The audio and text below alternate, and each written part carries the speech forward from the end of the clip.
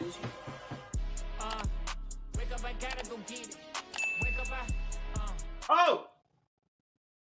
College Couch Podcast, episode 14, ladies and gentlemen. Welcome back. Javaris Harris, Stacks Delbridge, forever in the building. My brother, what's going on? What's goody? What's goody? What's goody, man? Man, where do we begin? Where in the world do we begin? So much going on. So much So going much on. happening, so much going on, so much transpiring in the last few days. Um, Brother, we got a lot to get into tonight. For sure, First for off, sure. conference championships happening last weekend. Phenomenal. Of course, we got Heisman finalists that have been announced. We got 10 teams that have turned down bowl bids. We have a lot in store for y'all tonight. But first off, let's start off with the most just unexpected news this week. Michigan head coach Sherrone Moore has not only been relieved of his duties, but this man got arrested. Man, man, I beg your pardon? man. Y'all, how insane. Like, I kid you not, I was first off, for this to happen in the middle of the day, like the most unexpected news to drop during an afternoon where people were at work still. You know what I'm saying? People were literally still at work, working 9 to 5s. So, Yeah, you get the news of, okay, he got fired. But when you saw with cause, you were like, okay, so what's the cause? And then you find out, okay, he's having an inappropriate relationship with the staffer. Okay, boom. All right, dang, unfortunate, unexpected. But then later on in the day, you see this man is arrested, and you're like, okay, let me actually look into this and see what in the world is happening right now. You know what I'm saying? right, right, Because right. that was such a turn. Like, that was such a Such turn. a but I'm not even gonna lie. What a way to cap off a great and crazy wild season.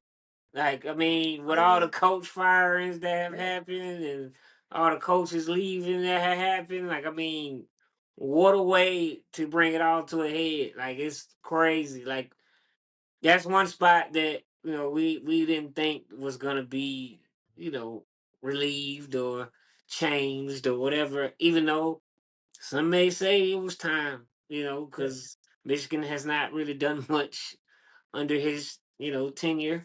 But yeah, it's crazy, man. It's crazy. But it's kind of how this season has been. It's kind of yeah, all over the place. So I mean, I hate to see that. I hate to see that, but yeah. I have yeah. my own So, opinions about it, but yeah. Well, listen, brother. The number one rule here that me and you both have on the podcast, we don't hold back. So what I'm pretty sure you and I both probably are feeling the same way about this, because it just feels like I'll say it, another black coach has ruined his spotlight. yeah, I mean, you make history as the first black coach in Michigan's tenure, and you Hmm. did well at Michigan as an OC, and Yeah. we were unable to see what you could do, moving forward. Because I mean, you've only had it for a couple of years, and you were making the money that you wanted to. You were doing everything. You were cemented in history. All you had to do was just capitalize, keep it down, keep your head down. You know what I'm saying? It's crazy. Like, and I'm not trying to put him down or anything, but it's just crazy that, you know, all this transpired, man. Yeah. You hate to see that, yeah, I mean, it's just crazy. It's just Yeah. crazy. It's unfortunate because he was already not only under a microscope, but he was in troubled waters with the Connor Stallions, whole cheating scandal. So people were already like, okay, hey, Right, right, you right, got to tread lightly around here, because right. you're still in some you're not really in high graces with a Yeah, lot of people you on because of this. uncharted waters almost. Like Exactly. it don't matter black, green, blue, or gray. You know what I'm saying? You in that situation where you just had investigation done on your team for cheating and stuff like that, and had things happen or whatever, you can't step out of line, at all. You know, you go to work, coach your football team, go home. And that's Yeah. what I'm saying. That's essentially the situation that he was in. Right. And honestly, to truth be told, most of these coaches, well, a lot of these coaches, if not all, are in a similar situation. Like they can't, you know what I'm saying, do anything out of line, or like normal people, stepping out and doing whatever. They can't do that because they're in Yeah. the spotlight. They're responsible for people's children. They're responsible for a team, a brand, a university. You know what I'm saying? Like, you can't do that. Getting paid all this money. You can't. Yeah.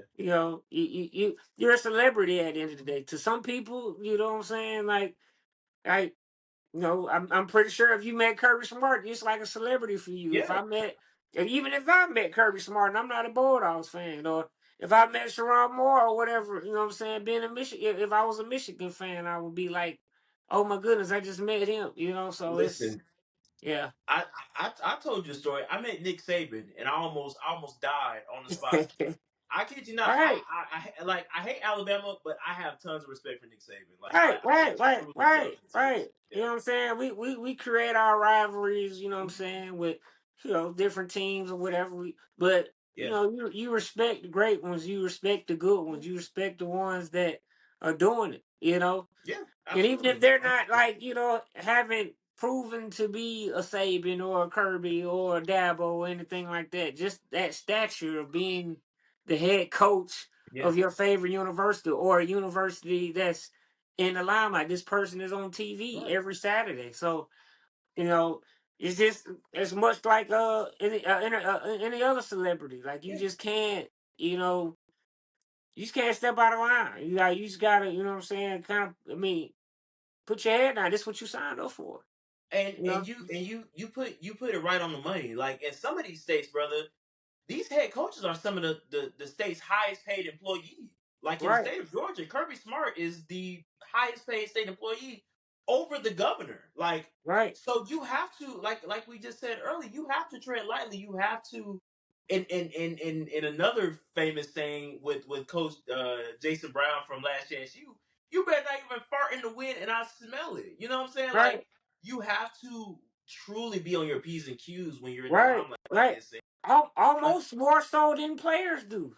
yes, Because you're yes, held to a yeah, higher standard because you are mhm, the adult, essentially. yeah, You know what I'm saying? So it's like you can't move like he's still in college. Like, hey, had he done something like this as a college athlete, it'd have been televised. right, People would have talked about it. People would have said it was stupid or whatever. But they would have been like, whatever. He'd have probably found a team or whatever. You yeah, know, maybe not a Michigan or something of that stature, but he would have possibly been able to move on with his life. But the fact that you're yeah, the coach, you're the driving force, you're the person that these guys look up to. You're mhm, essentially the face of the university. Because I love all sports, but football is a different element. It's a different energy. It's a bigger energy than most other sports. That's what brings in the money.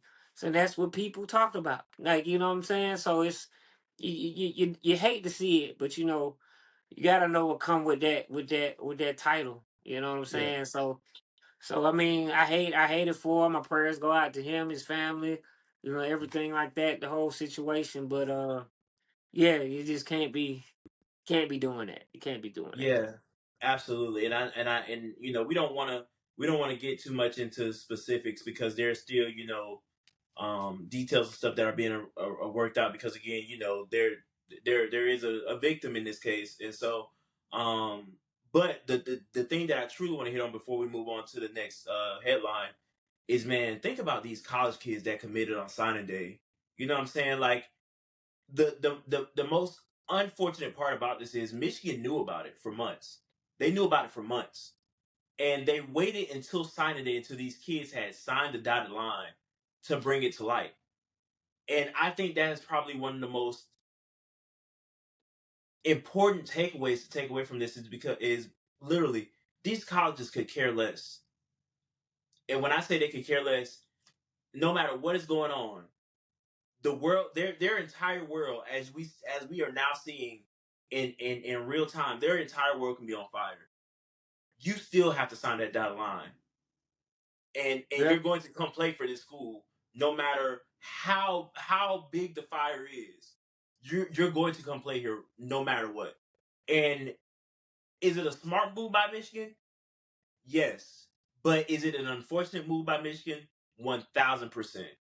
And yeah, so I genuinely do hate that for the guys that were a part of this signing class. They're now kind of stuck in the middle of this. Not really having any direction, but everybody is now just in limbo now and pretty much confusion. Like, man, how in the world could something like this happen? So, yeah, but yeah, yeah. man, just So keep it with easy. with that, before we move on, now that you Mm, brought that up, now with that, I just kind of think they ripped the band-aid off of this. You know what I'm saying? Because had you waited, you know what I'm saying, till the fall, I mean, till the spring or anything like that, now you having to find a new coach in the spring instead of go ahead ripping the band-aid off, you know what I'm saying, while the season's going on, because Michigan is not in a, you know what I'm saying, a playoff position or anything like that. So, I mean, your way is one way of looking at it, but I look at it like, I mean, you kind of had to, you know what I'm saying, because now you fire him now you can get the ball rolling trying to find a replacement because it could essentially work out for the signees because you sign the right guy, sign a good because Michigan is a wonderful place to play, wonderful place to coach.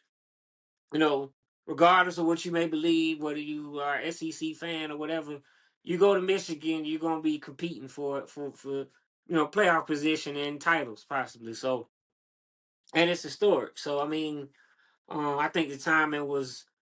I think the timing can hit you wrong. I think that it can hit you wrong, but I also think that I mean you had no other choice.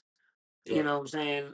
So even if I mean, you could have said it sooner or whatever, but I kind of get why they did it in the timing that they did. So, um, yes, because I mean, at the end of the day, it's a business. So you Yeah. don't want to wait too long or whatever and be right before the season trying to find a coach. And now you have a even worse season than this year. Hmm. So yeah, I mean ugly situation, but I think they bounce back from it. Michigan has never had a Yeah. problem bouncing back. So I I think is really crazy, and I promise y'all we're about to move on. The just the timeline of events for Sherrone Moore this week. Monday, giving a press conference for the bowl game that they're playing in. Wednesday, we find out he's been you know fired, and as well as he's been arrested. And now Friday, he just has been arraigned his charges in front of a court. Like that is literally his week from Monday to Friday. How absolutely crazy when your whole life can just turn upside down. one Like decision, that is insane. one decision can Insane. change it. That to all my athletes, be smart out here. Stay vigilant. You know what I'm saying? Keep the main thing the main thing. That's if that is not a lesson in that, keep the main thing because you look left or right, you know what I'm saying, it could change your life for the good or the better or the worse. You just never know. So keep the main thing, stay focused. That's all Yeah. I gotta say about Yeah. that. And then we can move on. Yeah, for So, sure. For sure. yeah. But also we definitely gotta Penn State has now hired a head coach, man. They got Matt Campbell from Iowa State. Listen, it was at one point in time we thought Penn State was gonna be like, you know what?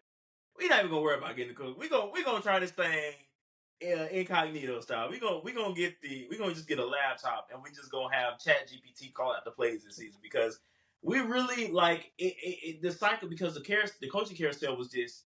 I mean, that thing is haunted, man. It just keeps spinning and you never know what can happen from it.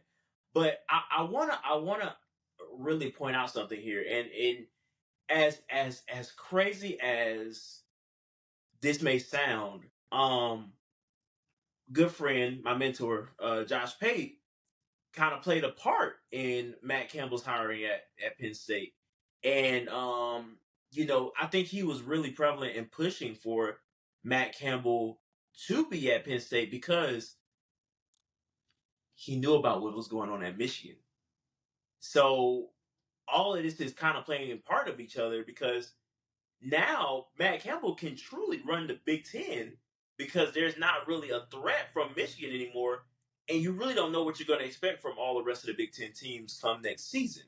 So, shout out to Josh Pate, man. If all of this is really, twining together the way that it needed to, man, you just got a home run hire with Matt Campbell at Penn State, and who can truly dominate Right, and, right. and, and bring some Big Ten championships back to Happy Valley.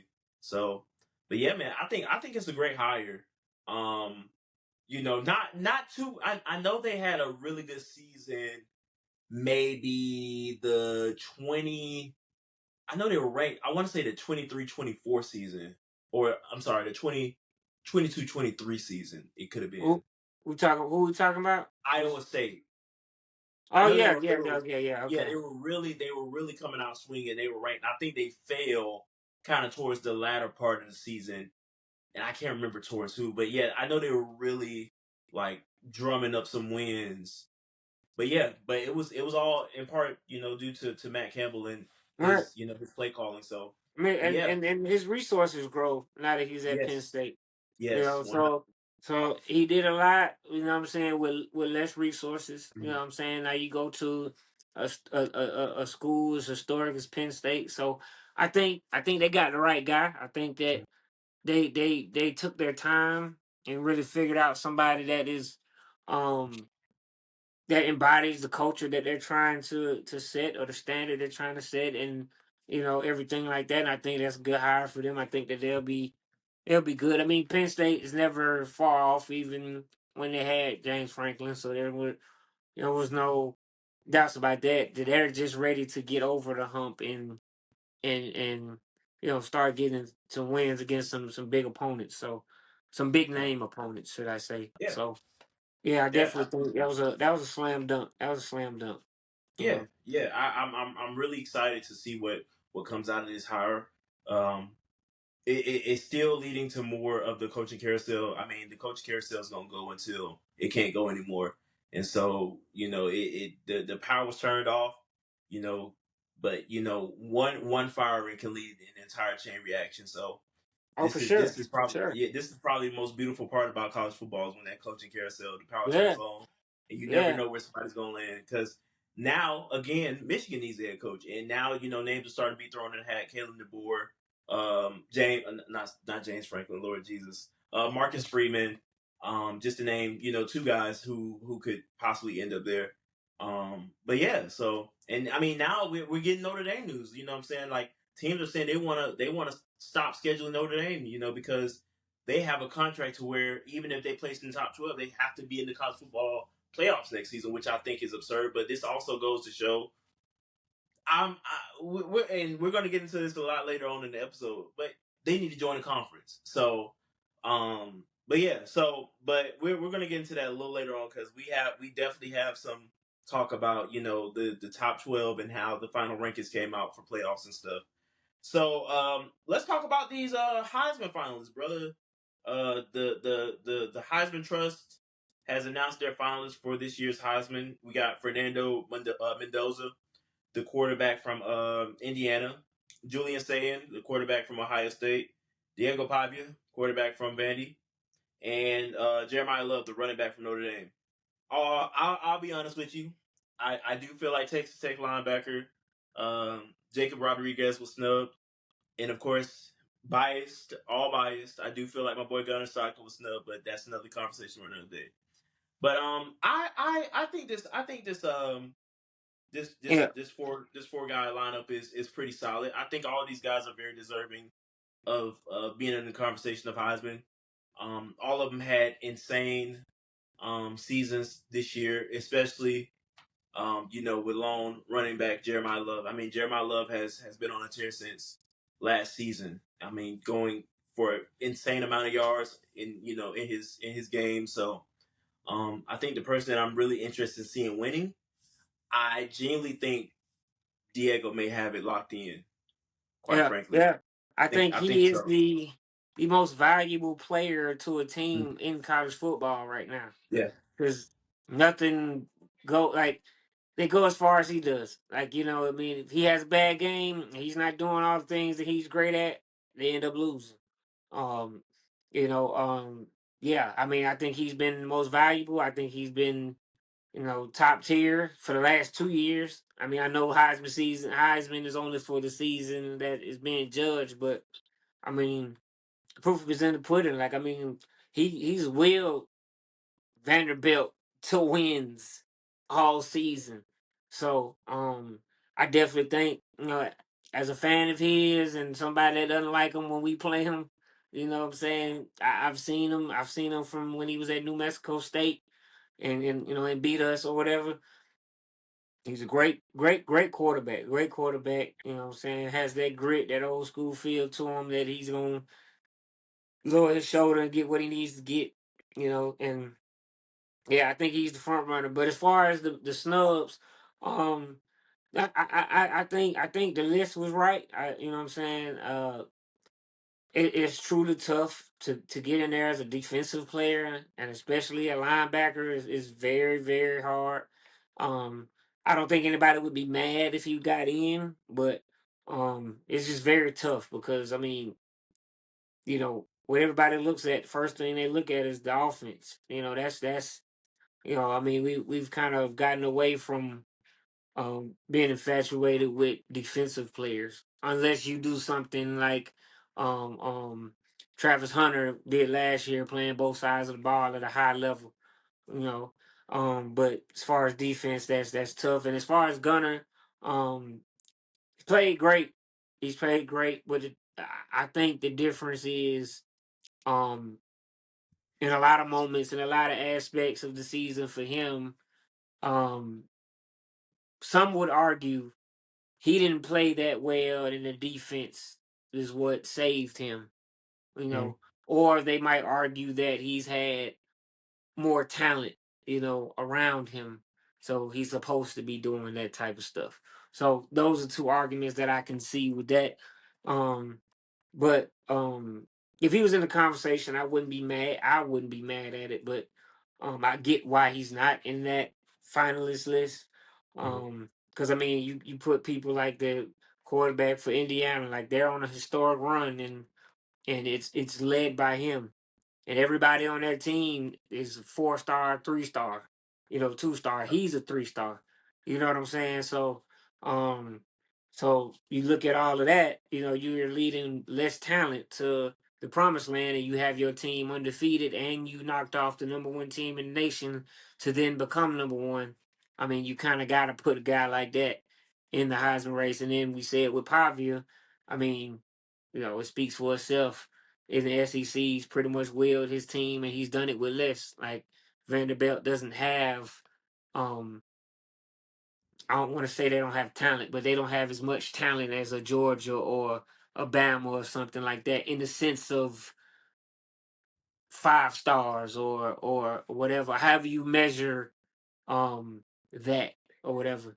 Still great players, just not in the eyes of the people rating them, basically. Right. So yeah, so I think the finalist list is great, and you got Jeremiah Love, who is you know is the MVP for Notre Dame. That is the bread and butter for them.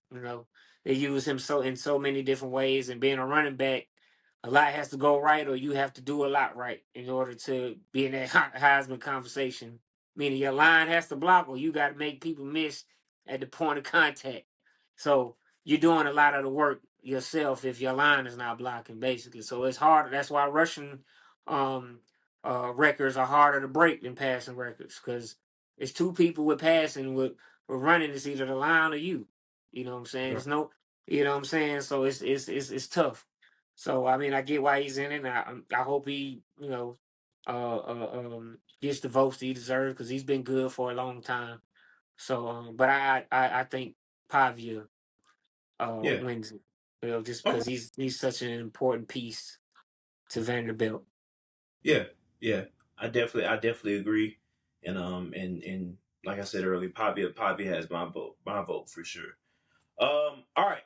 So this one is definitely not a shocker at all. Notre Dame, Iowa State, Kansas State, Baylor, Florida State, Auburn, UCF, Rutgers, Temple, Kansas. 10 teams that have declined bowl game bids for this season.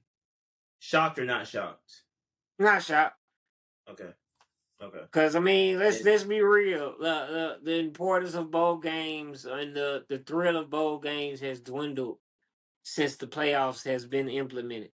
Me and you, we come from an era of we watch bowl games, so that we could see what teams look like against teams that they probably wouldn't play, or whatever, or we see players that will be playing next season, so what the next season looks like, or what I'm saying, we just get to see our team play one more time, or we just get to see teams that we normally wouldn't have seen play because maybe they're a West Coast team and now they're playing on the East Coast and now their game is earlier, so we get to see them. Because West Coast games are played later. You know, so we grew up watching that, but as the years have gone on, more and more players have sat out, more and more important pieces have sat out. Ratings for um all these bowl games have dropped. You know, and now that you have 12-team playoffs, people are mad that they're not getting in. You know, so it's like it's just kind of like I'm not shocked, but I would get why the world would be shocked, and because I mean you want to see those teams like Auburn. We didn't think we were going to even get in a bowl game, and now we're declining one. But I saw Alex Golder's new head coach. He just said it'll be a lot to go play winning football because most of the team is gone for the holidays because they didn't expect the bowl bid because they weren't expecting teams to opt out. I mean, you got a brand new coach, brand new coordinator. Some of the main guys that ran the ship for the whole season are gone. So basically, you would pretty much have to relearn everything beside the defense because we kept DJ Durkin. So, in that aspect, I highly agree. Like, you don't want to put your team in a position to fail. Like, you want to be able to prepare and expect to win instead of throwing something together just to get a look and then y'all failing miserable and it looks bad. Then that shoots the confidence of the team down. That makes players want to transfer. And it makes them not believe in the system. System doesn't look good, even if it is good. You know what I'm saying? Because it's no cohesiveness because you're trying to put something together like that fast. So in the sense of Auburn, I understand brand new head coach. And in Notre Dame, I mean, for them, I get being hurt, but God dog, you got to go out and play. Like let like some of these seniors, man, they you know what I'm saying, let them go out on a high note. Like you know what I yeah. mean, like like okay, yeah, you didn't make the playoffs, whoop de doo. Like keep, you know what I'm saying, play the bowl game. Like take it out on the team that you playing. Blow them out. You know what I'm saying? Make the committee eat their words. Like you know what I'm saying? That's how I will view it. Like, nah, all right, we didn't get into the playoffs. All right, cool. You know what I'm saying? Well, that's not what we wanted. No, I'm hurt. You hurt. Let's go out here and show them why they made a bad decision. Kind of much like Georgia, Florida State. You know what I'm saying? Even though Florida State that year had a lot of people sit out, Georgia played that game like it was a national championship. You know what I'm saying? And it made everybody like, yo, Georgia should have been in. Like that was all we was thinking about. And then it made people say Florida State shouldn't have.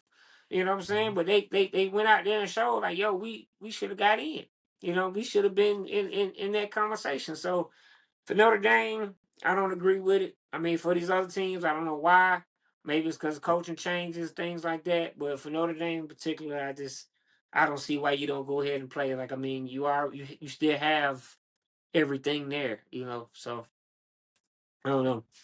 One thing I definitely took away, and it was something that um you and I and your wife had talked about off camera, and she brought the question. She was like, why?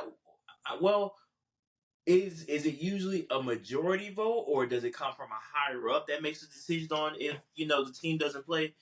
And that really sparked my interest. So I thought about it, and I was like, it would probably make the most sense as the team either making one big collective vote saying, hey, we don't want to play, or it's a majority vote, that comes from, hey, majority of these guys say it's not, it's probably just not in the best interest to even try to do it. But then I also think about tale of two halves, the guys that are voting out of emotion and the guys that are voting that genuinely may have needed that game to possibly boost their draft, like you said, their draft stock.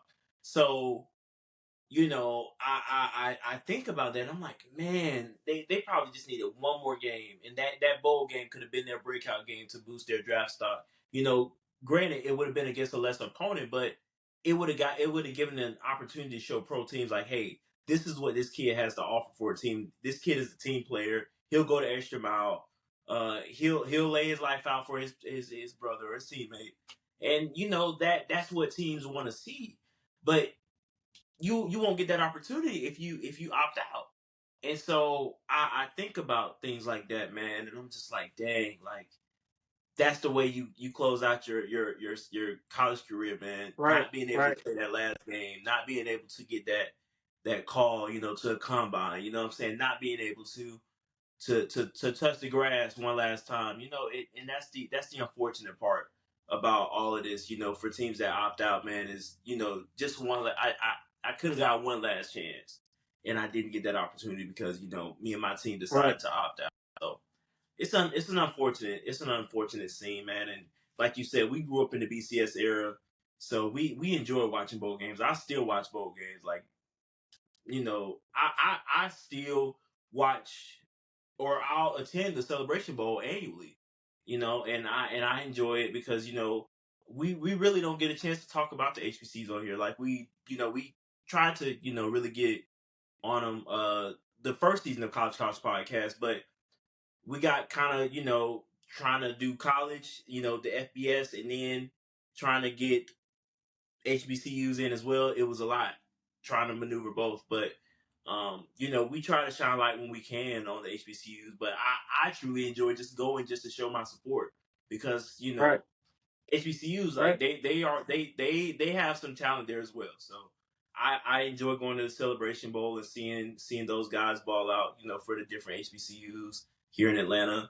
And but yeah, man, I genuinely hate it. And for it to be 10 teams that are really, great programs in my opinion, you hate to see it. But, hopefully next year, um that's a different story, and we see those teams actually decide to go ahead and make that turn into the playoffs, or make right, playoffs or a bowl game, whichever one works out for them. So, right. but yeah, all right, you ready to hop into some recaps from this conference weekend, brother? For sure, for sure. All right, man. Well, let's hop into that Big 12, that Big 12, that Big 12, the Big 12 championship, conference championship game. Man, BYU and Texas Tech.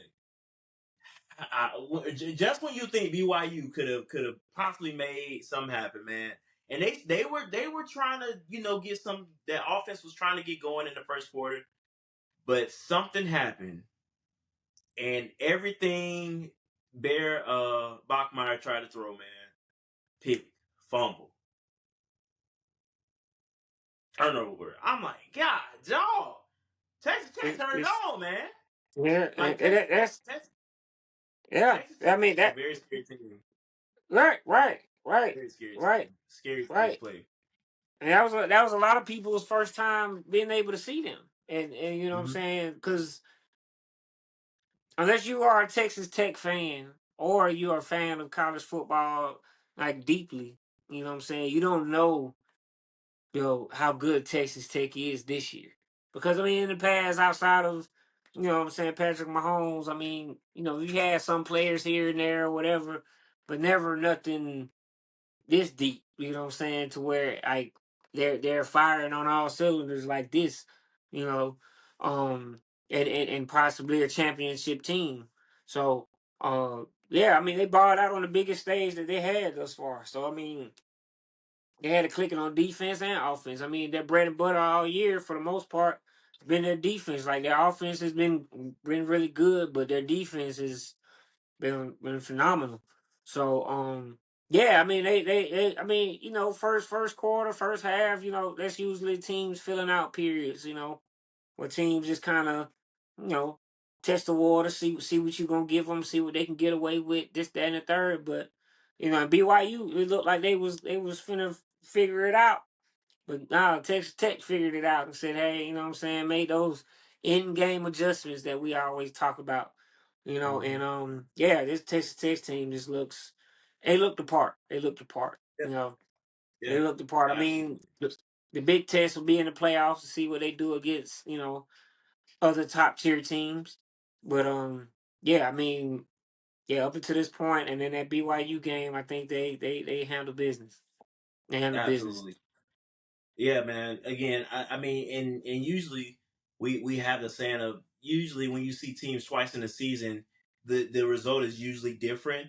That was not the case for BYU, unfortunately. And I mean, they just could not come into even consideration of trying to beat Texas Tech a second time around, man. Because it feels like Texas Tech played them better than they did the first time. Like, I mean, they knew them. Right, You right. know what to expect. Yeah, So I mean, and I that's the mean, thing with playing a team twice. Like you get the saying of it's hard to beat a team twice, which it is. But also, a team that beat you the first time, they know how to beat you.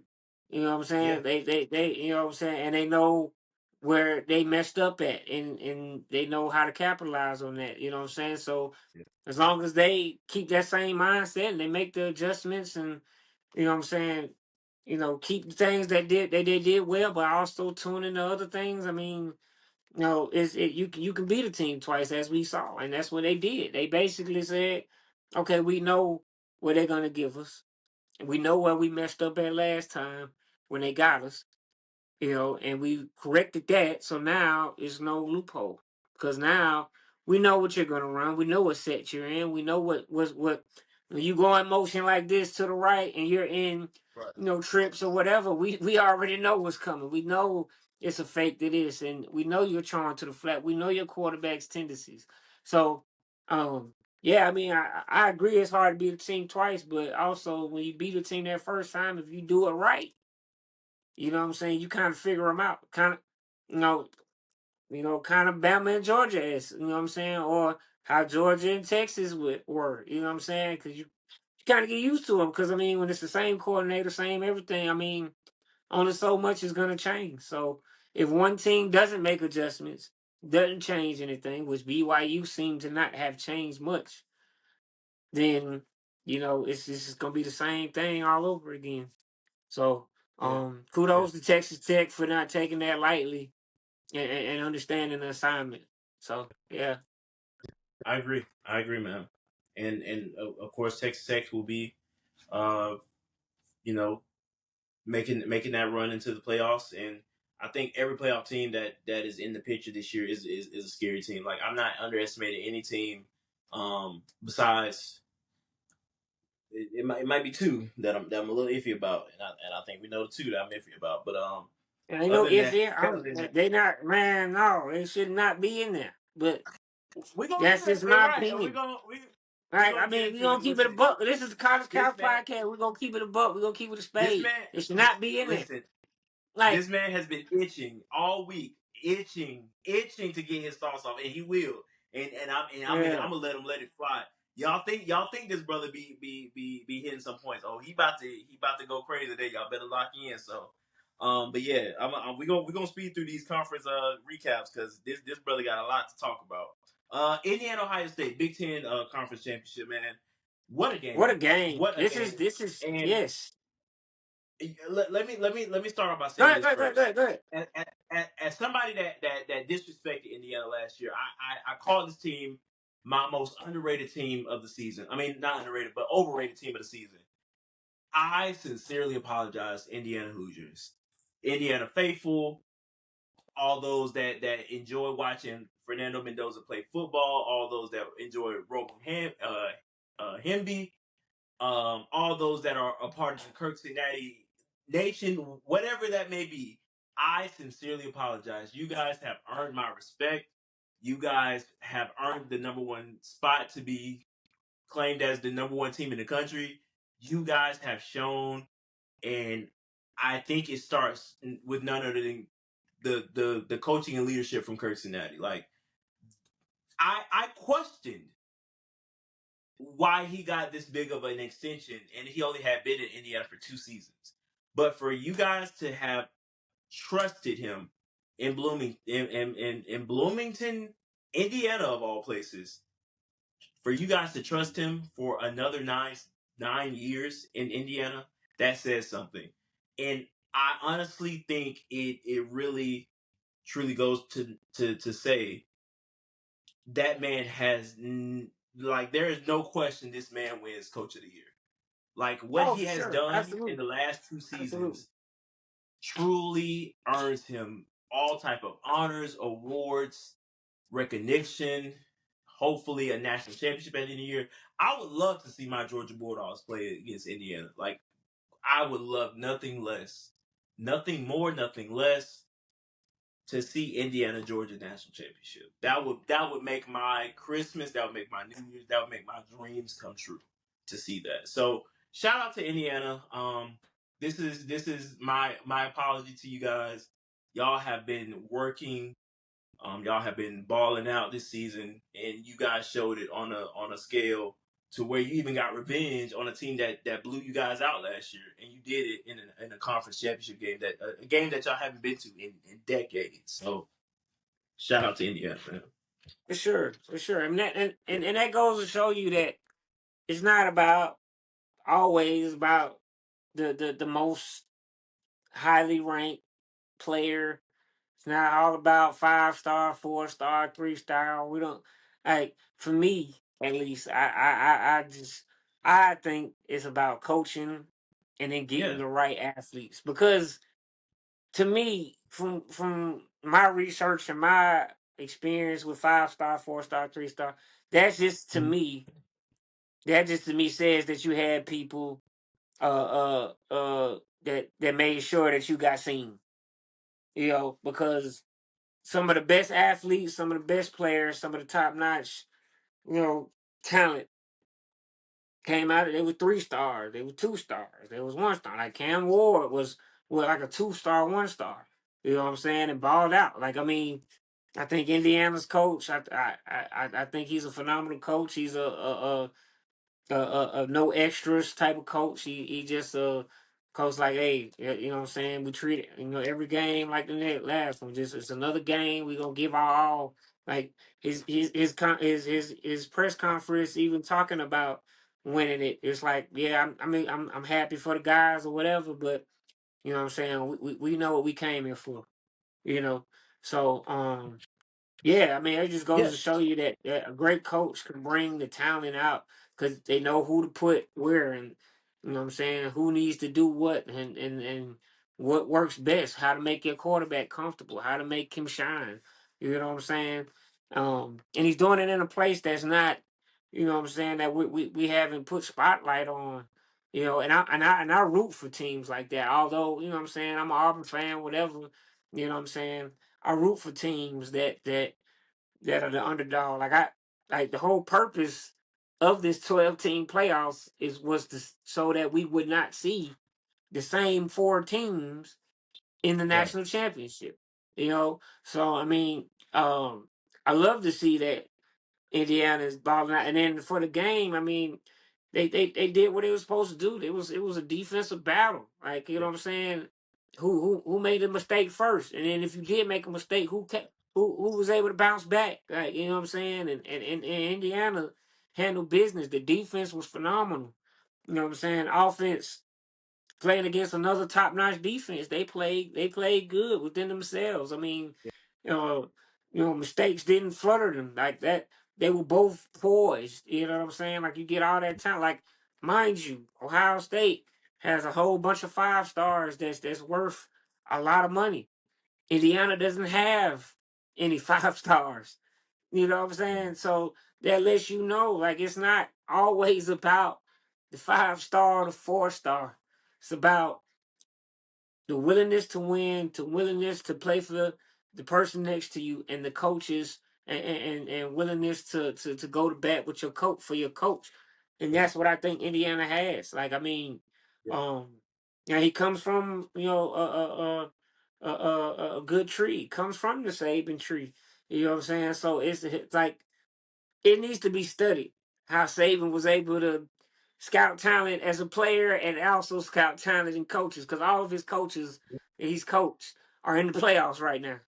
They're all competing to be, like, literally, what are we talking about?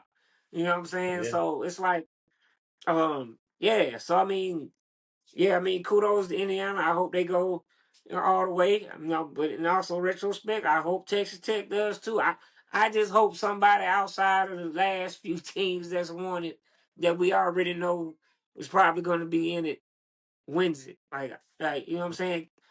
I just love seeing that, because nobody touted Texas Tech to be in it. Nobody touted Indiana to be in it. Nobody. And Yeah. yeah, I think it's great season, great job, great game. One of them old school, grind it out. Yeah, I love it. I love it. Defense was flowing. Offense was having to take what was given, very much, and it wasn't much given on either side. Right. You know what I'm saying? So yeah, I mean, I don't think Ohio State played bad.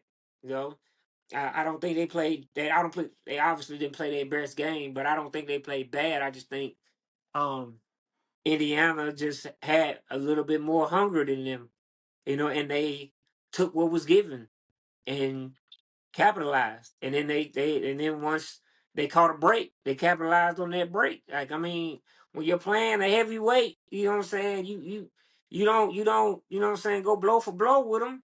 You take what they give you.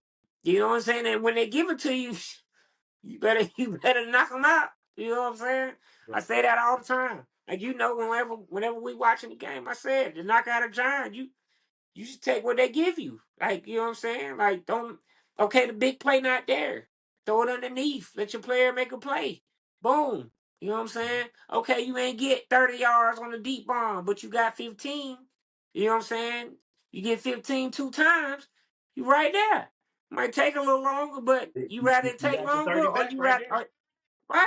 right. You rather it take longer and get this dub, or you rather just try to be greedy and take the top off, and now you got to pick, and now they, you know what I'm saying? Then beat you for the second time. And I think Indiana played within themselves.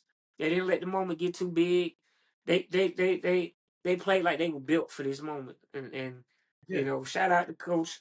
I always say his name wrong. Signetty, I always say his name wrong, but Yeah. No, I'm gonna that's just say yeah. I'm gonna Coach just say Cincinnati. Coach Yeah. C.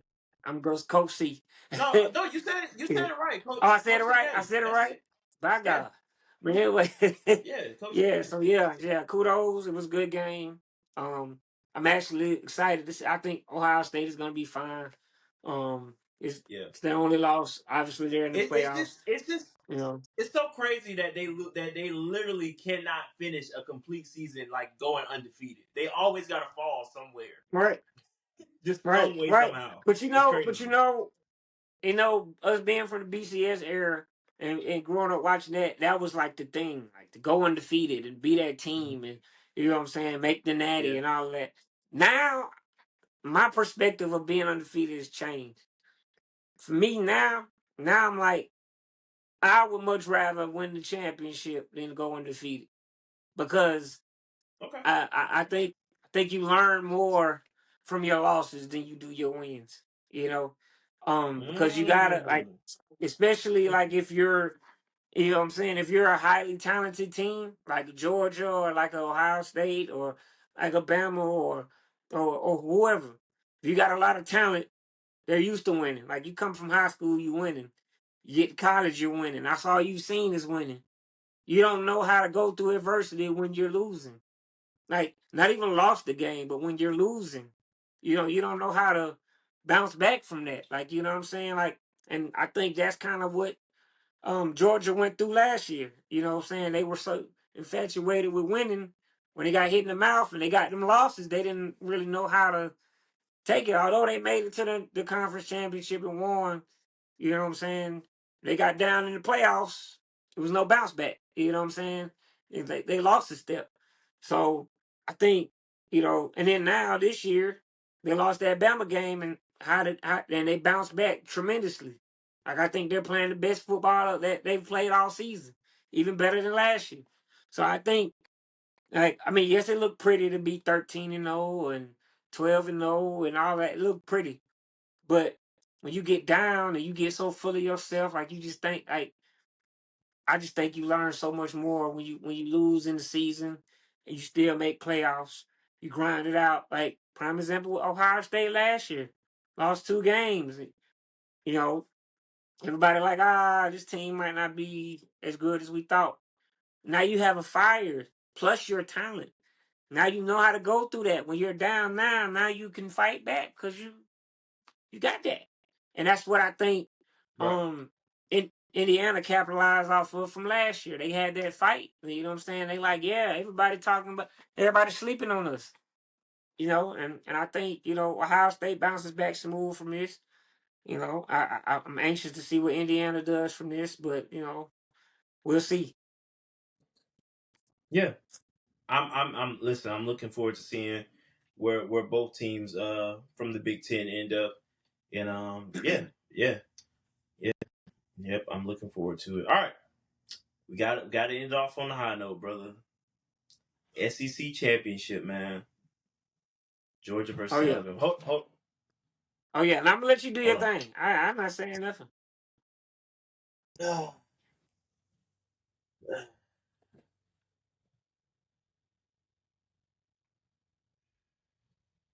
right, I'm ready. I'm ready. No, I'm not. No, I'm All not. right. No, I'm not. Well, No, I'm not. okay. All right. No, All I'm not. right. All right. All right, I'm ready. I'm ready now. All right. All right. Well, Bye. this game was I mean it's tale of one side. It's one side. It's one side. I admire the fact that y'all are hype about beating Bama. You know what I'm saying? For the second time out of all the time that y'all played them, like y'all earned that moment. But do not get Yeah. beside yourself. Do not get No, beside and yourself. and and and that's the thing. And let me say this as well. And I've been back and forth with Alabama fans on this. Like I don't want Bama fans to feel like, oh man, their season is just over. And I know they don't think that by any means, but the biggest thing I wanted them to understand is after that Florida State loss, we saw a different Alabama, right? They understood where their faults were. They understood where they messed up, what they need to clean up, and they made the adjustments, the needed adjustments. But what I want them to understand, and I had a conversation with a fan on one of our that's fine. Come on in. Come on in the Um room. right, exactly. You guys are not last year's Ohio State team. And when I say that, you have to understand that Ohio State team last year that won the national championship, $90 million roster. You guys have not spent nowhere near close to that amount of money on a roster. When y'all lost to Oklahoma, that loss, regardless of how the loss happened, you lost. It doesn't matter if you put up the however many yards of total offense, how many yards you let up, whatever. It doesn't matter. You lost. Remind yourselves, you are not the Alabama of past. This is an entirely different new Alabama. You guys can work your way up to being the standard again, but it won't be the same standard from the Saban era. Remember, you can only be as good as you allow yourself to be, but you still have to keep the main thing, as we say, the main thing, and clean up the things that need to be cleaned up. But from this past SEC championship, I genuinely think the defense just came alive for Georgia, and it looked like real life. It looked like how our national championship teams looked. When those guys were running running the entire SEC, like to only allow Alabama to 3 yards of rushing, man, a negative 3 yards of rushing. That's only that goes to the credit of Glenn Schumann stepping up, Glenn Schumann, really and getting into the yeah, void in the secondaries. Yeah, like Ellis Robinson stepping up, man. Um, I can't think of the other kid's name right now. It's slipping my head, but um, to supplement me not remember him, KJ Bolden being a leader on defense, CJ Allen being a leader. Like those guys, like we needed those guys because they were big time. They were big time guys. They still are. They still are. And so to see them step up in the right moments in the latter part of the year where we really needed them the most, in these last few games, man, it's been nothing but impressive. But I was really starting like I genuinely felt like Ty Simpson started to really revamped his play after that Florida State loss, and I really thought he was going to come alive again in the SEC championship. And so, it didn't go that way, but I still have a lot of respect for Ty Simpson. I think I know a lot of Alabama fans don't feel the same way right now, which I know is understandable. But I wouldn't say oh well, we need to start you know, the backup guys over him. No, I don't think that. Like Tom Simpson is still a good quarterback. It's just Georgia saw him and they adjusted. Now a lot of teams can't do that, and I know we don't want to contradict ourselves here on the pod, but sometimes when you study somebody so much because Georgia had this game circled. I mean, Texas beating Texas A&M, it was written. It was written. Texas A&M found a way to lose that game, and it's unfortunate they still didn't get the opportunity to play in the SEC championship, which we think me and Stacks both feel like they should have. But that's just not the way the dice roll, and Georgia found their way back in. Stacks already knew Auburn was probably going to lose that game against Bama. Like we knew that Georgia and Alabama was going to find themselves in a scenario where they were going to see each other again. Hell, both coaches even said they were going to see each other again after the loss. You know what I'm saying? So it was already written for this thing to happen. But for them, for Georgia's standpoint, they adjusted, and that's what you have to do in this college football era, in the NIL era, in the 12-team playoffs. If you don't adjust, because you never know if you're going to see the same team that you lose to later on down the road. That's just how things are set up. Indiana seeing Ohio State, written. BYU, Texas Tech, written. Georgia, Alabama, written. All these teams have played each other already this season. Or Indiana played Ohio State last year, but they already saw them. They saw them. So, I think things play out like that, only for a reason. I think nothing I don't even consider coincidences. It happens for a reason. So that's my take on it. But yeah, man, hats off to Alabama. They still made it in that top nine. Um, got Alabama got to go against Oklahoma. Not a coincidence. You know what I'm saying? Like all this stuff happens for a reason. So, um, you know, yeah, yeah, maybe this and is their second time around. maybe, but Yeah. I mean, in all fairness, since the segment era has ended, you know, up until that game, Bama had still ran things. They still, won last year, and then they won this year. But I think the problem with Bama is it's not Ty Simpson.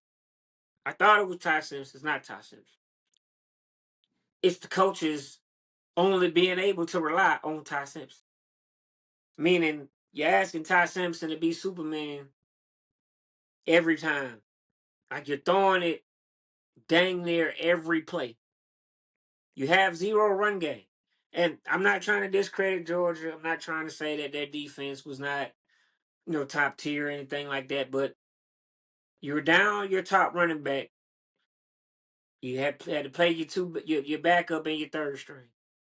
Your running game this year has been terrible. Like let's keep it a book. We have not called Jam Miller's name out like that. We've not called the backup like that.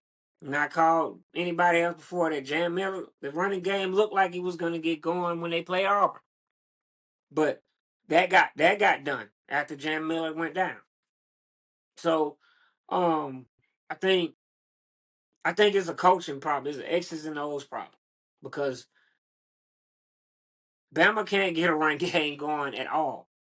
Like if you look at it, they are throwing the ball about 80 to 90% of the time. And then when they're not throwing the ball, Ty Simpson is running for his life. You know what I'm saying? Because that's how they beat us. So Georgia won this game. You know what I'm saying? It was kind of a revenge game. You know what I'm saying? They earned that right to do the belt silly and all of that. That's cool. Because at the time. But yeah, Bama played after the Florida State game. Bama played great from week 2 to about week 6, 7, 6, 7, maybe 8. After that, it was like, it was like it's kind of going back to how they played at Florida State. Like you literally, like prime example, like if Georgia solely relied on Gunnar Stockton and forced him to be Superman, the offense would look completely different. Completely different. But because Georgia's offense, which credit Bobo, Georgia offense allows Gunnar Stockton to get the ball out of his hands quick, get it to his playmakers. His playmakers are making plays. The run game is starting to pick up. So that allows for Gunnar Stockton to do more things, play more free. And then Gunnar Stockton is able to avoid pass rush and things like that. But he doesn't have to do it all the time. Like Georgia's offense is really balanced now, you know, and I think for Bama they have to find that balance, or they're not gonna make it past the first round. Cause the reason why, think about it, when they lost to Oklahoma, Ty Simpson had a phenomenal throwing performance, but then after a while, started getting stagnant, started getting real stale. So they knew they were throwing. So if I know you're throwing, I'm gonna play the pass. If I know you have no run game, why would I play the run? The only run game that you're gonna do for real is Ty Simpson creating some BS with his legs. So I think that's Bama's problem. That's Bama's problem. Yeah. Like you know what I'm saying? Like I mean, like I think the defense is really good. I think the defense is good.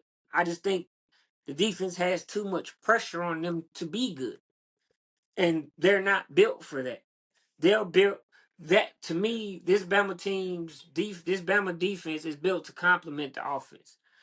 And however, Georgia's defense is built to sustain those blows. Is built to be dominant. So if the is to buy the offense time. So prime example, Auburn Georgia game, offense was non-existent. But what happened? Defense stepped up, bought offense time. And when you buy offense time, then offense catch spark, then you balance out again. Yeah. Bama's defense to me is not like now.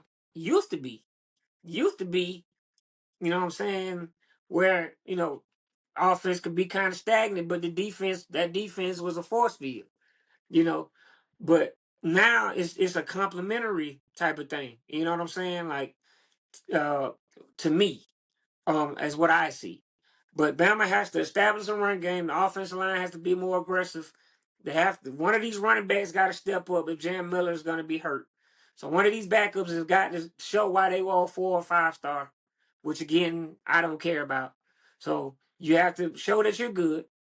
In offensive line, you must step up. Like the only reason we're talking about your line is because y'all run screens to your offensive linemen. That's that's it. We're not saying that your offensive line is dominant because they haven't been. Because the run can't get established.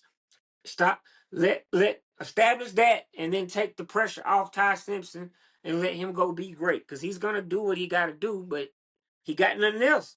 Like they can't get the ball out his hands quicker.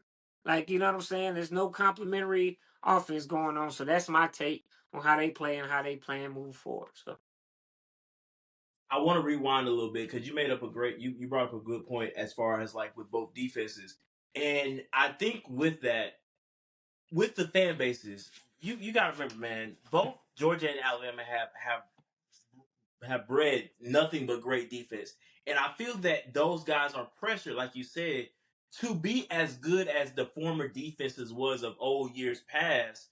And now they feel like they have to compensate for what is maybe lacking and what is um former players did for different defensive units of each respective team.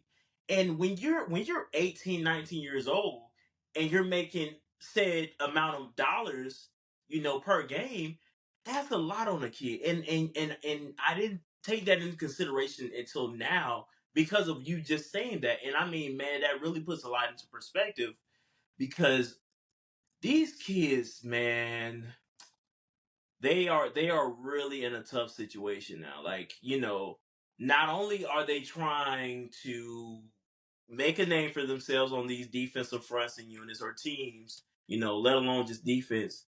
Um, but now they're having to stay in good graces, not only with the fan bases, with the coaches. I mean, with pro scouts, like they have a lot on their plates, trying to remain relevant.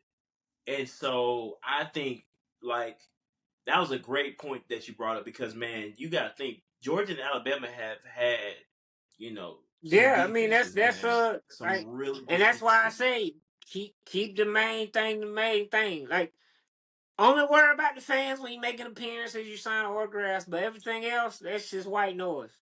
You know, like we talk about players, we talk about who we think is good, and I ain't gonna sugarcoat it. If you playing bad, if I don't think you're playing up to par, I will say it. I don't care. But then when you start to play great, I'm like, that's what I want to see. You know what I'm saying? I'm not gonna spare what you think you are. I'm not gonna make you feel like you are. Like if you think you're good, that's one thing. But if you show me you're good, that's another thing. I could think I'm the greatest astronaut on the planet, but I ain't going to space.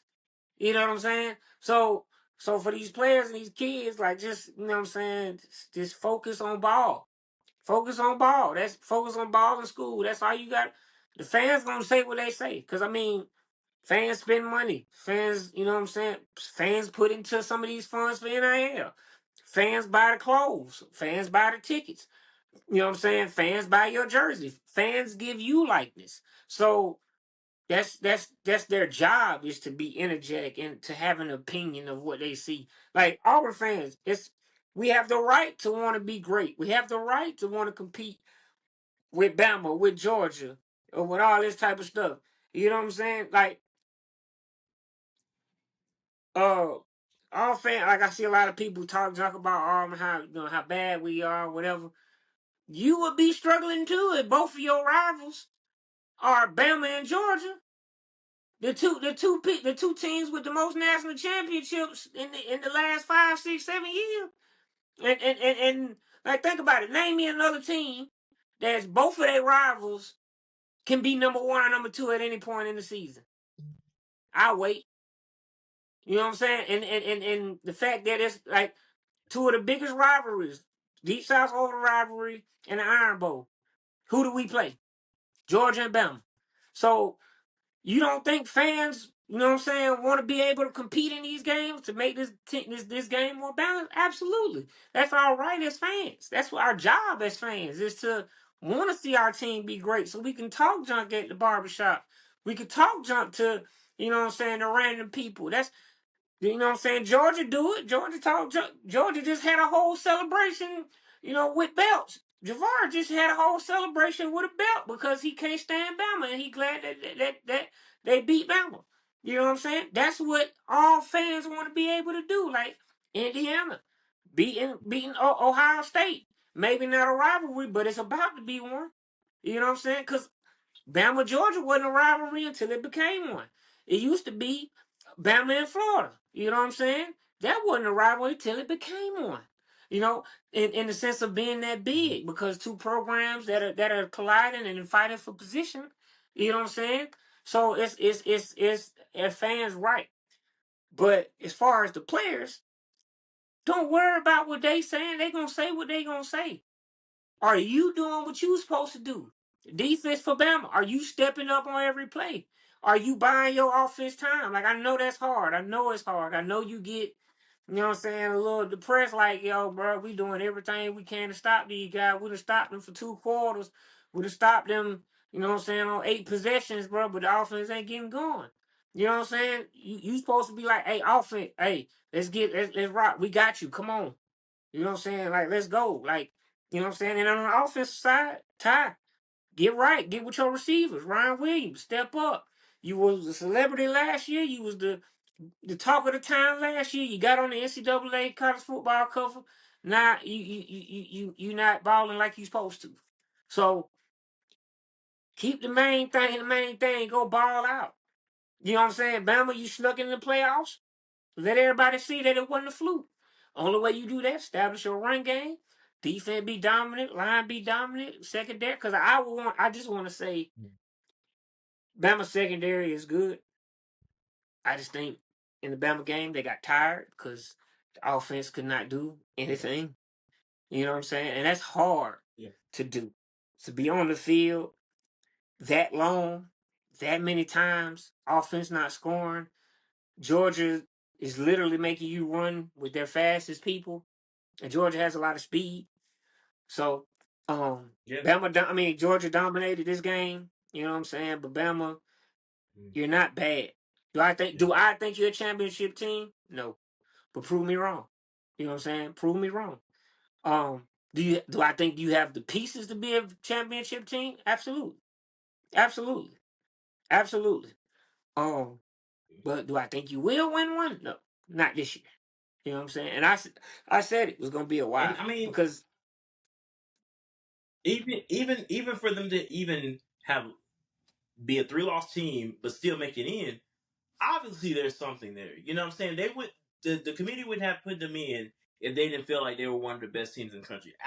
Alabama is good. They are good. They, like you said, they have the pieces. They just don't have the one missing, the one small detail that could really get them as far as to a championship level team, and that's just that extra grit. They fall in moments where they need to capitalize, and they're not capitalizing, or they wouldn't have lost to Florida State, and they wouldn't have you lost to Oklahoma. know, So and the glue that they you know what I'm need to saying? Like talk that's about. just Yeah, the glue is that what they need how to Ryan Wood played focus this on. No, the what they need to get going and study. They need to get Jeremy Bernard the freaking ball. Who had the year. long touchdown for Bama? Jeremy Bernard. Who have I been saying is Yeah, is the best receiver on this team? Jeremy Bernard. Who have they not been getting the ball to as much as like that? Jeremy Bernard. Who ripped us apart at Bama when Bama played Auburn? Jeremy Bernard. I mean, the other receiver had 3 touchdowns, but why? Because we were focused on yeah. Jeremy Horton, Bernard. Isaiah Horton, So get Isaiah Horton that has been man very the underrated ball. too. He's Yeah, been why? Because Jeremy yeah, Bernard, Ryan Williams have been taking all the attention. You know what I'm saying? But Jeremy Bernard, that is the build it around him, and everything else is gonna follow because he's a receiver that can get hot, got great hands, got good speed, good upside, everything can catch the high point the ball. All right, this is what you want. This is what you want out of receiver. So For me, get him the ball or scheme for him. You know what I'm saying? And watch Ryan Williams gonna pop out open more. Horton gonna pop out more, and then you incorporate that with making your run game better. However that looks, you need to start with the run game. Get Jeremy Bernard the freaking ball. That's all I Ryan Williams is good when he gets in space. All of that. He's fast. You know what I'm saying? You get the ball. When he comes down with the ball, like he does some phenomenal things. His body control in the air, phenomenal. But Jeremy Bernard, I would die on that hill. I would die on that hill. Yeah. So he was on No, that and Washington I team that wholeheartedly agree, man. went to the championship. So right, I'm just being honest. Hmm. I'm just being Yeah, honest.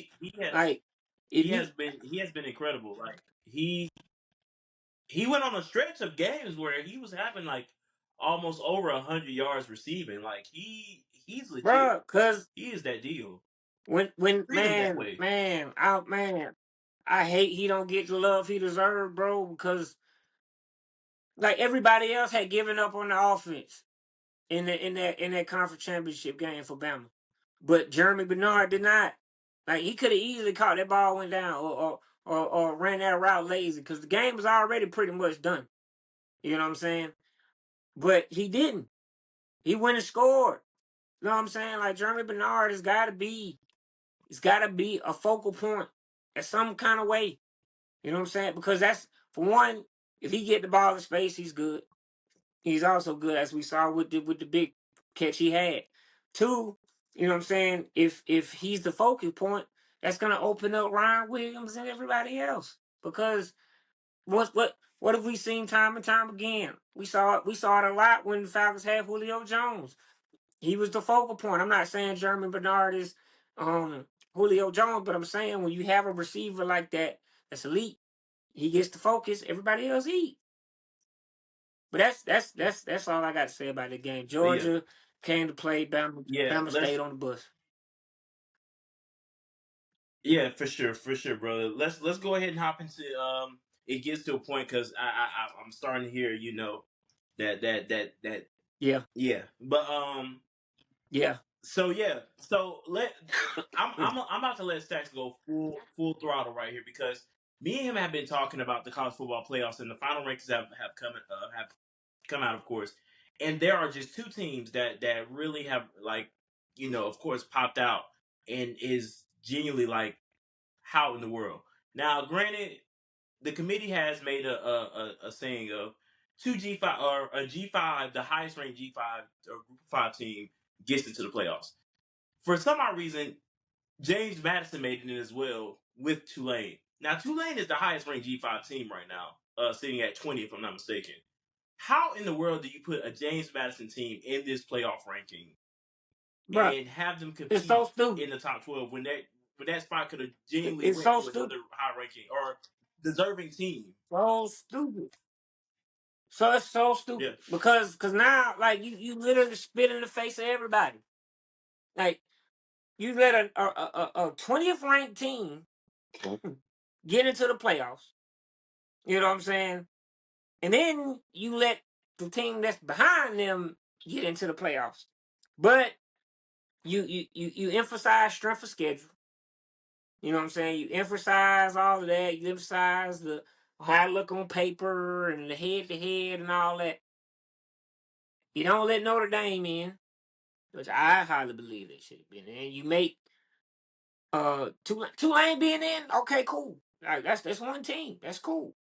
But you let a 3-loss Bama team get in too. But then you add James Madison in, but say, nah, Notre Dame shouldn't be in. Or no, Vanderbilt shouldn't be in.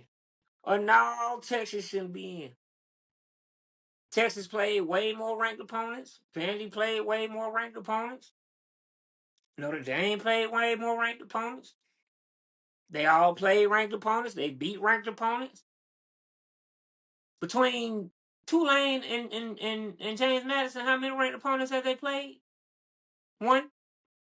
And how many teams have they beat that are ranked? None. yeah, Oh, I done the research. I done the research. I done the research. They got blew out. They got Yeah. blew out. But because they win their conference, they get in. But Duke win their conference, nah, they too low. What? What are we talking about here? Like, what are we talking about? Like, I can see now if Tulane had, you know what I'm saying, beat 2 or 3 ranked opponents or whatever, and they lost 2 games or whatever, okay, cool. They sitting at number 13, 14. Hell, I can even take 15. Cool. Y'all beat some ranked opponents. I can't say nothing. But bro, you ain't beat no ranked opponents. The one opponent that you played, you got blew out to. And then Bama, you lose beginning of the season to, now we know it's a terrible Florida State team. You lose to Oklahoma, and then you lose to Georgia. It's 3 games. Basically got the same record as you did last year. But did they get in last year? No. Because why did they not get in last year? What did they say? Oh, they lost too many games. They lost the same amount of games. But then they beat Georgia, the one that won the conference championship, and made it to the playoffs. I mean, what are we doing? What are we doing, committee? Like, what are we doing? Because you say it's about rank, it's about scheduling the games, and it's about all this, that, and the third, is all that other woo, all that other hoo-ha, woo out. When I ain't anybody talking about all that. Committee need to be disbanded. Need to be one person over it. The rules should be set. You should follow those rules. If you don't meet the criteria, you don't get in. And if you're not going to do it that way, you need to expand the playoffs. Because at this point, everybody getting in anyway. Because, you know what I'm saying? Like I said, Bama jumped over everybody after 3 losses. James Madison and Tulane have done nothing to earn their spot but win their conference. So, and their conference was weak. So, compared to everybody else that competed in their conference and had winning records in their conference, Vanderbilt competed in the SEC, played a lot of good teams. A lot of good teams. And beat the brakes off some of them. So we gonna say that James Madison, and what's the argument there? Beside, if you could give me an argument for them getting in, beside the fact that they won their conference, I shut up. But I ain't ready to finish talking because you ain't gonna be able to tell me nothing. So, so that's what I'm saying, bro. It's either expanded or got dog it. One person be over it, or make 2 people so one can hold the other accountable, and vice versa. And then y'all set the rules. And if you don't meet that criteria, you don't get in. And if not, you're going to have to expand it. You're going to have to expand it. That's point blank, period. So And that's all I got to say because this junk is ridiculous. yeah, it's starting to become a very unsettling trend of the committee getting it wrong, and quite frankly, we can't keep saying we're going off of this criteria, this resume thing, and it's not the case because, quite frankly, for the last few years, it really seems like they've just been going off the eye test, and that's not fair to a lot of teams that have been left off the top 12 or top 4, Right. because there are a lot of more deserving teams that need to be in the top 12 and in the conversation. As much as I did not want to see Notre Dame in, because of the simple fact of them not being in a conference, do I feel like they should have been in? If we were in a different world, yes, but as of now, probably not. I probably would have gave it to Vandy. I think Vandy probably would have had a better shot at getting in over Notre Dame because I want Notre Dame to join the ACC because, quite frankly, Notre Dame could run the table in the ACC. I genuinely think so, and that would be their simple ticket of getting into the playoff every season. But I don't know why they're so bullheaded into not wanting to join the conference and just staying independent, like it gives them a simple, easy ticket to getting in. And I'm glad the committee did finally show them, hey, those days are over with. Either you join a conference or you're going to simply be out. But now that we've now discovered that they have this um, memorandum, if I'm not mistaken, if that's what it's called, where if they even sniff the top 12 next season, they're in the playoffs. That's not fair, and I'm glad teams are leaving them off. Leave them off. Let them feel let them feel it. Make them feel it. So, yes, I'm 100% on board with ACC. I mean Notre Dame joining the ACC. Secondly, me and Stacks have been wrestling with this. Do I feel that that the playoffs should expand? Not exactly. They just can't let this happen again where two G5 teams get in. That's just I don't necessarily think it needs to move to 16 because quite frankly, it's going to get to a point where they're going to just start every time a team doesn't get in, oh, it got to keep getting expanded. And it feels like they're now just expanding and they're going to keep expanding all only because feelings are hurt. When the playoffs was built for us to debate, for us to make conversation, for us to continue watching college football, and that's what is happening. We're Stacks and I are doing this podcast because the committee did something wrong to where we're having this conversation with you guys right now. So that's how I feel about the college football playoffs. I don't necessarily think it should be expanded. Not saying that I don't think Stacks is wrong. I mean, it's a possibility it can happen, and I'm not going to be against it because again, it's more football. Why would I turn down more football? But as far as expansion goes into a 14 or a 16 bracket, I'm not really too keen on it, but if it happens, I'm okay with it. I think I had one more point. Um,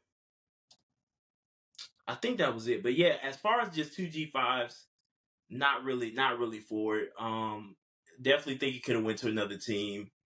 Yeah, that's kind of where I fall on it. I don't know if you had anything else. My No, listen, I we mean, listen. one thing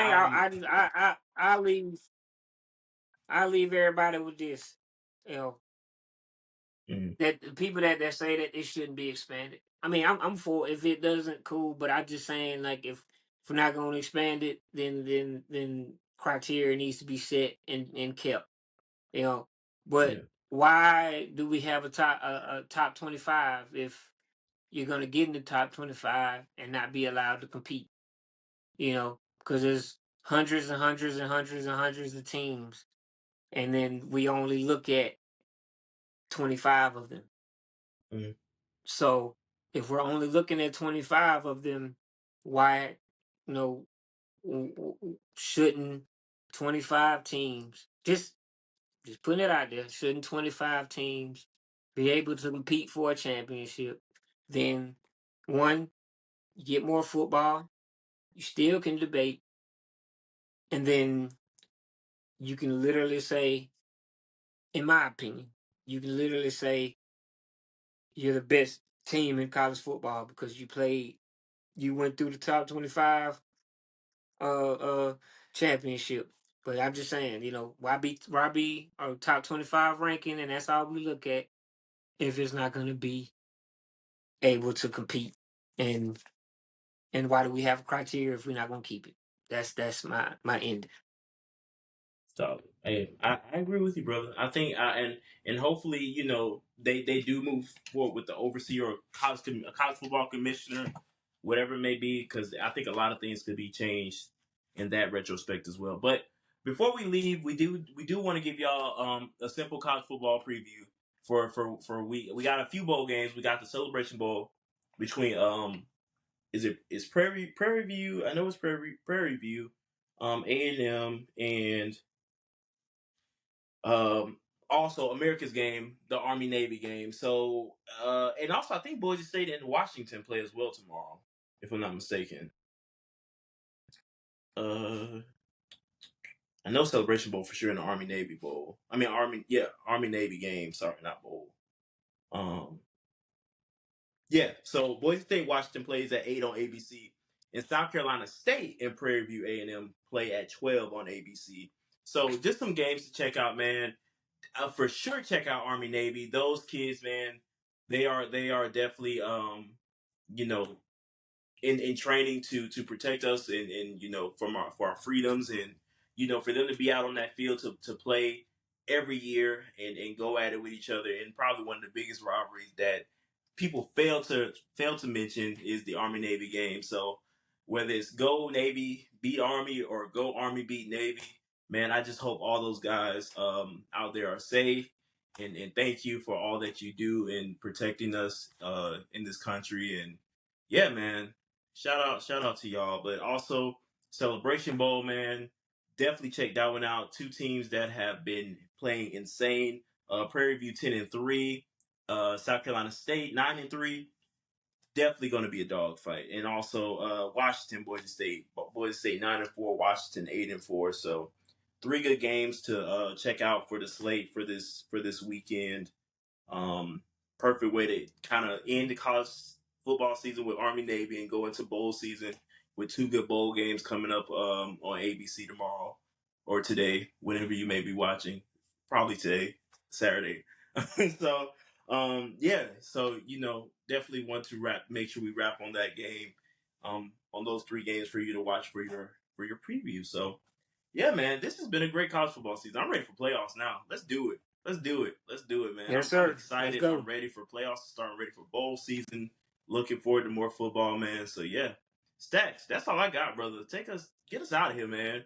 Get us out. Get us out. Hey man, It's on. appreciate y'all for tapping in and listening to me rant. Listen to me rant. You got a player that needs to shine, let us know. We want to give them their just due. Hit our inbox, me or Javars, or hit the College Couch Pod page. Let us know. We want to give some folks some shine, man. We all about, bettering college athletes and uplifting college athletes. Talk about talk about it now. But tell your mama, tell a friend, tell a cousin, tell an auntie. College Couch Podcast is where it's at. But we out. We got bills to pay. See y'all next week. Wake up, I gotta go get it. Wake up, I gotta go get it. Hey,